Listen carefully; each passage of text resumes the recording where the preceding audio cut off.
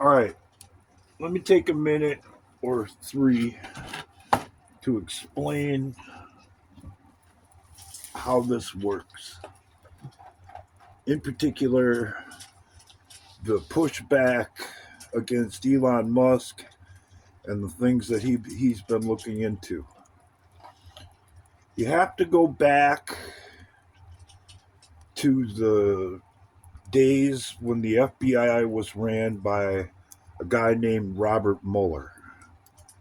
If you remember, he's the guy who ran the special counsel investigation on Trump, who had, by the time it came for him to sit in front of Congress and answer questions, it became fairly obvious that Mr. Mueller lost his marbles some time ago.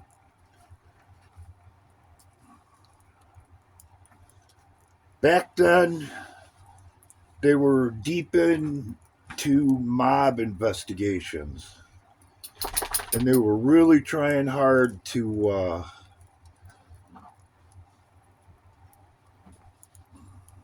prosecute or get Whitey Bulger to flip on his organization or his family that he was associated with.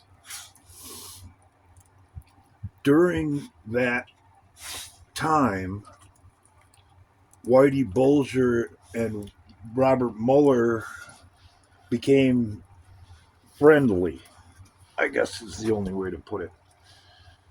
And Bulger went on to explain to Mueller the ins and outs of the financing of how the mob actually works. And after this is over with, if you really want to get a perspective on what we're dealing with, look up the highlights from the series Tulsa King. It's all based on percentages. You can write the order, write the bill, or what have you, cut a check, and it goes to the appropriate place, or at least why so it would appear. That's when the percentages start kicking in. This congressman gets a percentage because he voted in favor of it or wrote the bill. This senator gets his cut because he voted in favor of it or sponsored or what have you. And it goes right on down the line to the people who are involved in distributing and cutting up that money.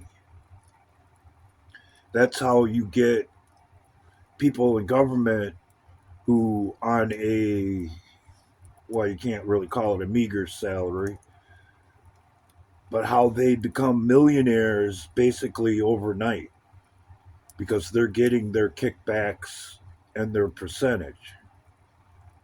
And that's what they're so worried about. It isn't the fact that government waste is being exposed that really concerns them. It's that eventually the paper trail will lead back to them.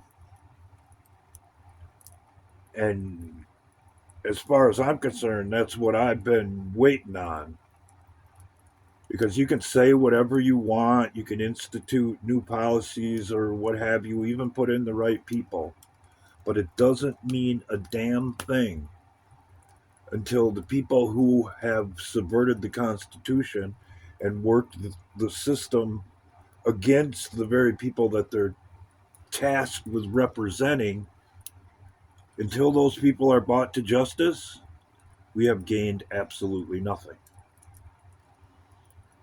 And I can't say it for a fact, but everybody else gets their cut. Why wouldn't Google be getting their cut to censor opinions that the other side doesn't like? What's their incentive? Just because they're in on the ideology?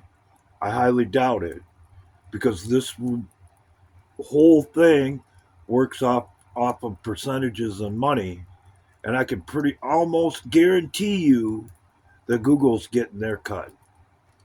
And the orders that come down through practices and policies onto YouTube have to do with their percentage of the cut.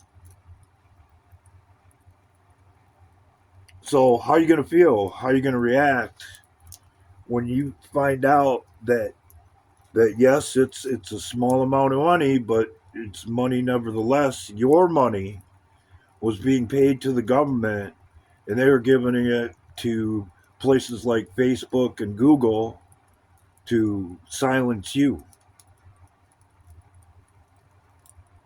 I've said it before, but it's worth repeating.